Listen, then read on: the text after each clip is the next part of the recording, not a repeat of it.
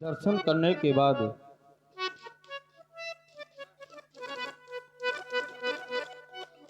मन में एक विचार आता है कि कहीं ये हमारी प्यारी प्रजा किसी प्रकार का कष्ट तो नहीं पा रही, क्योंकि जिस राजा के राज्य में ये प्यारी प्रजा दुख पाती है वो राजा अवश्य नरक का अधिकारी कहलाता है।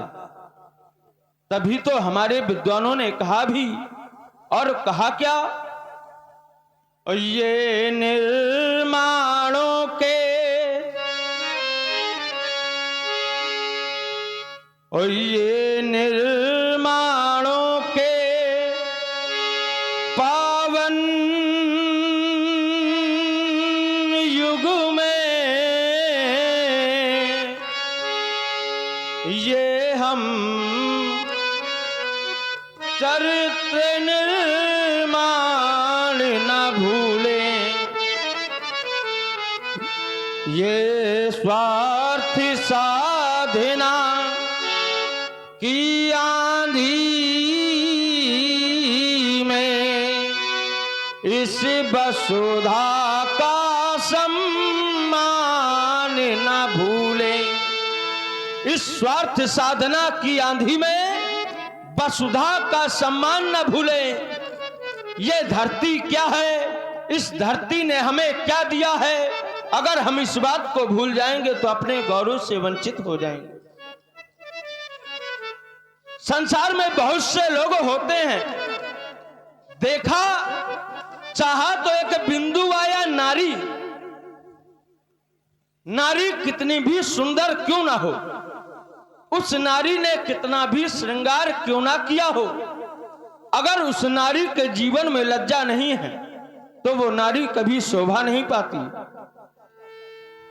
ये नारी की शोभा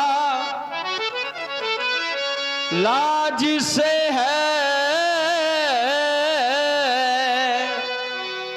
धिक नारी जिसमें लाज नहीं। बोले वो नारी चाहे कितनी भी सुंदर हो, अगर उस नारी के जीवन लज्जा नहीं है तो उसका परित्याग कर देना चाहिए, नीच है वो नारी।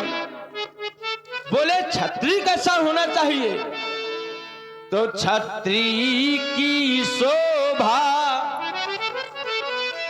धर्म से है, धिक क्षत्रिय जिसमें धर्म नहीं। बोले राजा, ये राजा की शोभा नीति से है, धिक राजा जिसमें नीति नहीं।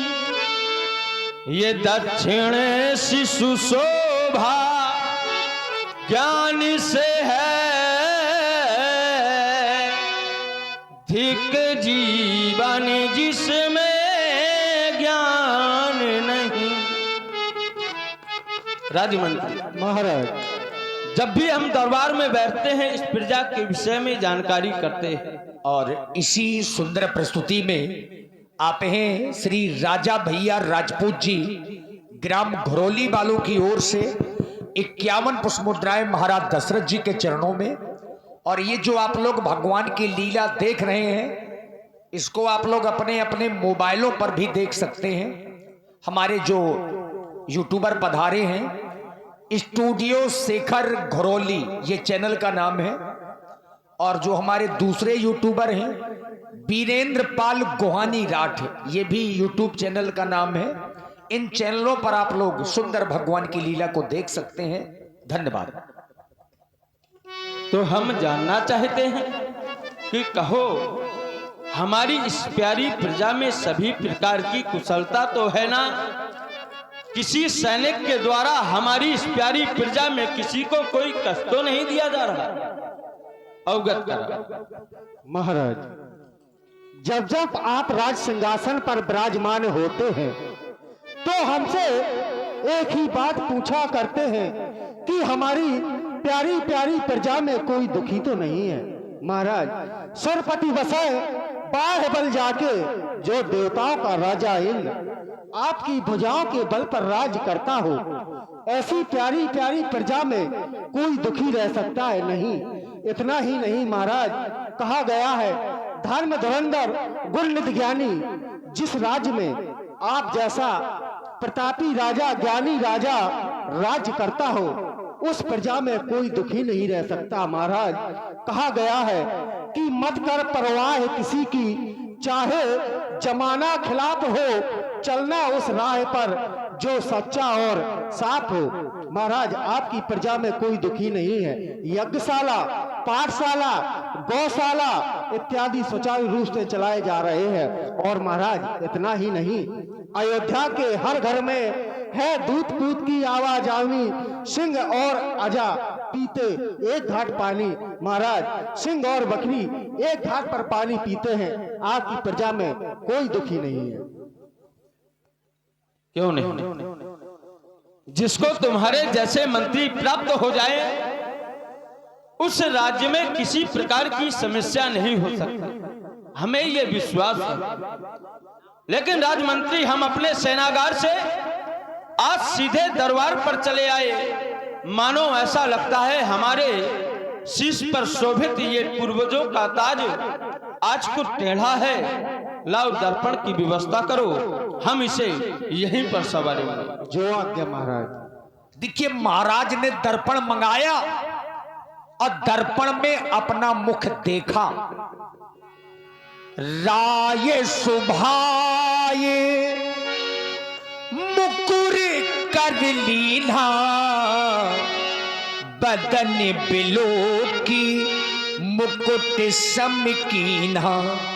मुकुट बराबर कर रहे थे और तभी महाराज ने देखा श्रवण समीपे भये सित के साथ, मनहु जरठ पनु अस ओपदेशा।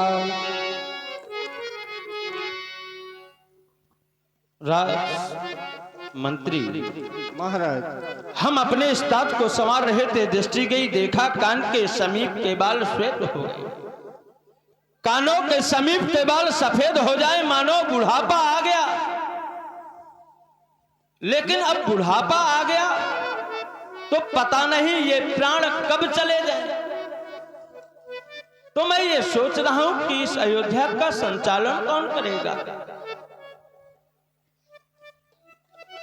लेकिन एक विचार आता है कि क्यों ना मैं इस अयोध्या का राजा राम को बना दूं। राजमंत्री महाराज, मंत्री आता है ये ग्रीष्म काल, ये सुंदर बसंत ऋतु जाती है,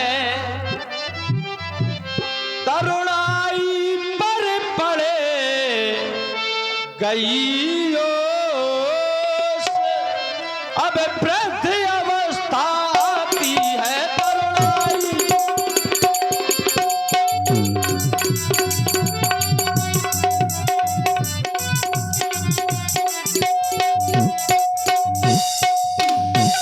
बरसों गरजा युद्ध स्थल में, बरसों शिकार में मगने रहा, बरसों तक राजे काज देखा, बरसों महलों में मगन रहा, बरसों तक।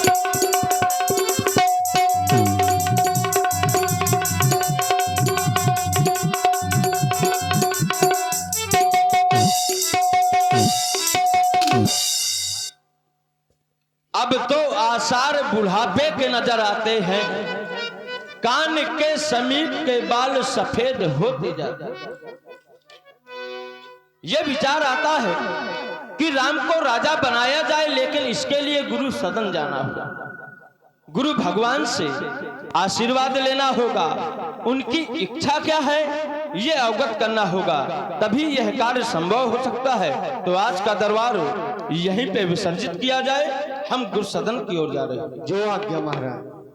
महाराज के मन में जब विचार आया कि राम को युवराज पद दे दूं, तो ये समाचार सबसे पहले राजा दशरथ जी ने अपने कुल गुरु महाराज वशिष्ठ जी से कही। एक बंजारा गाए जीवन के गीत सुनाए, हम सब जीने वालों को जीने की राह बताए।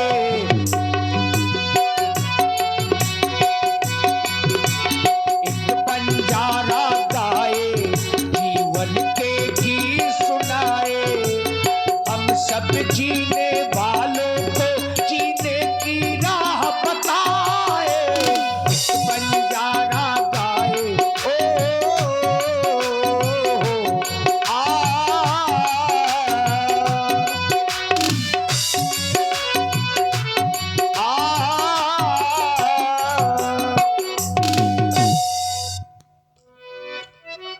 पर दया करने वाले भक्त वत्सल कृपा निधान, प्रत्येक जनमानस के जीवन में ज्ञान रूपी दीपक को जलाने वाले मेरे प्राण प्रकाशक दशरथ आज आपके चरणों की वंदना कर रहा है। इस संसार में चलने वाली माया रूपी हवाओं के कारण हृदय रूपी कमल मुरझा गया है। आशीर्वाद रूपी जल प्राप्त हो जाएगा तो यह कमल फिर से खिल उठेगा। मेरा अर्थ मेरे उर के कमल को खिलाने की आप कृपा करें। उर का कमल खिला दो,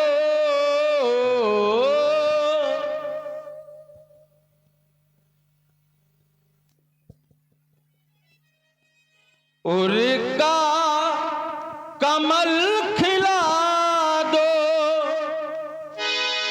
संसार के हे स्वामी, करता प्रणाम प्रभु को, गुरुदेव को नमामि। करता प्रणाम प्रभु को, गुरुदेव को नमामि।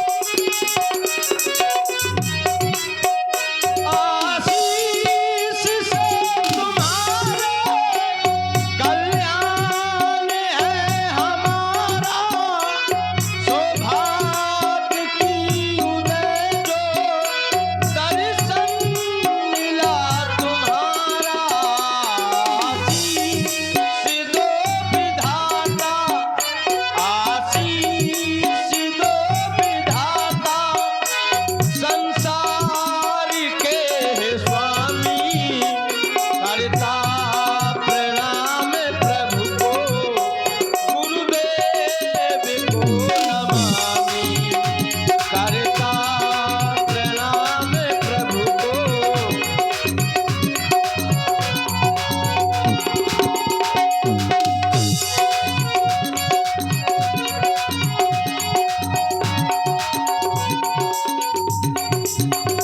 और का कमल खिला दो संसार के स्वामी। करता प्रणाम प्रभु को, गुरुदेव को नमामि।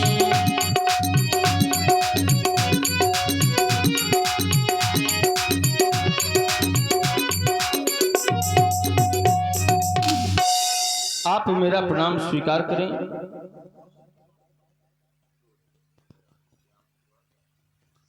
राजा दशरथ, और आप हैं भाई श्यामू पाल और धर्मेंद्र पाल। आप दोनों दोस्तों की ओर से ये 21 पुष्प मुद्राएं महाराज दशरथ जी के चरणों में सादर समर्पित हैं। साधुवाद। और इसी प्रस्तुति में आप हैं राजा भैया राजपूत जी घरौली वालों की ओर से 51 पुष्प मुद्राएं महाराज दशरथ जी के चरणों में। धन्यवाद। राजा दशरथ, तुम्हारे द्वारा प्रणाम किया गया। बनाओ इसको भैया। क्या मतलब? हेलो, इको कम करो।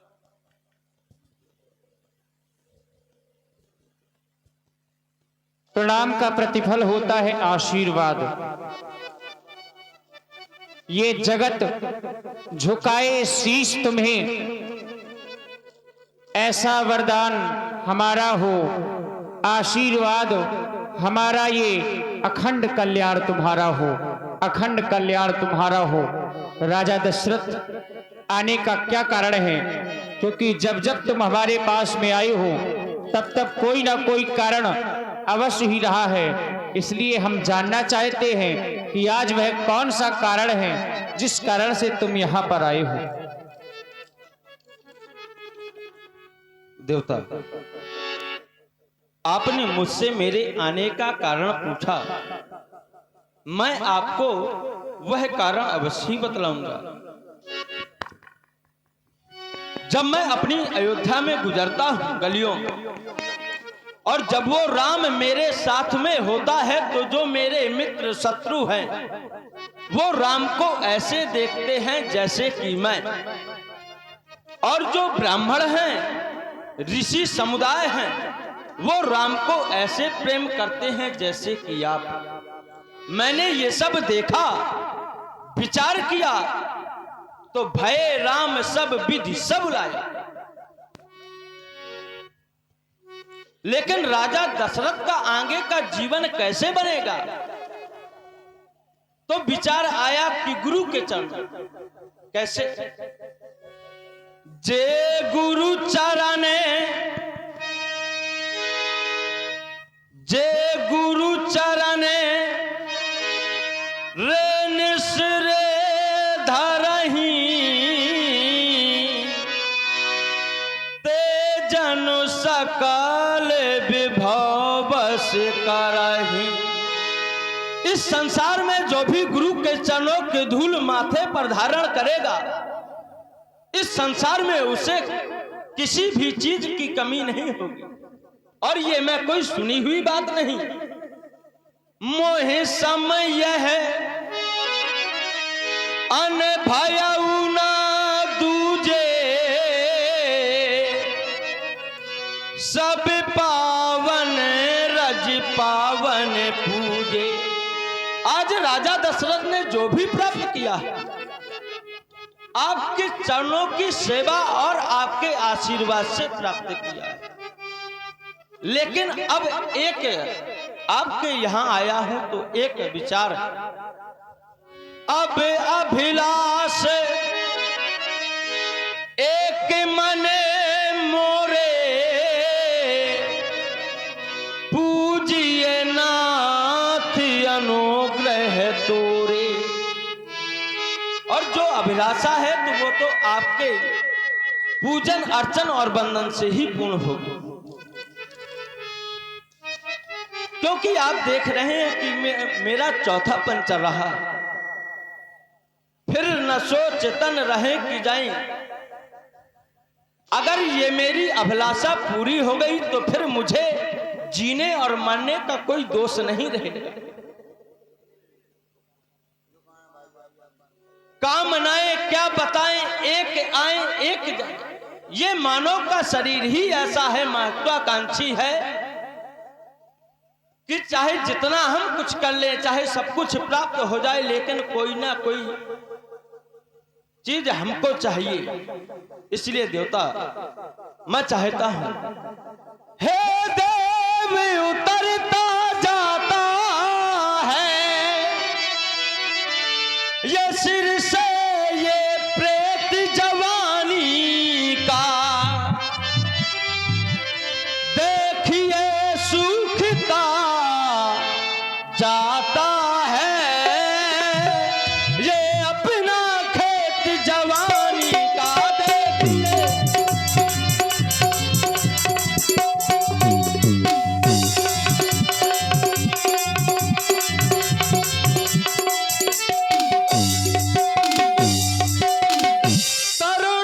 तरुणावस्था जानी है और यह वृद्ध अवस्था है।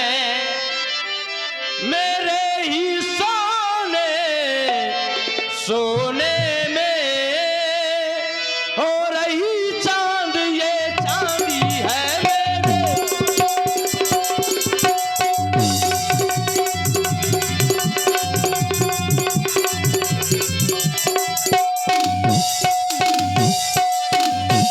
तो मैं चाहता क्या हूं, पिछले पुरखों के तरह नाथ अब मुझे तपोवन जाने दे। पिछले पुरखों के समान प्रभु मुझे तपोवन जाने दे। हो गया राज के योग राम, उसको ही राज चलाने दे। हो गया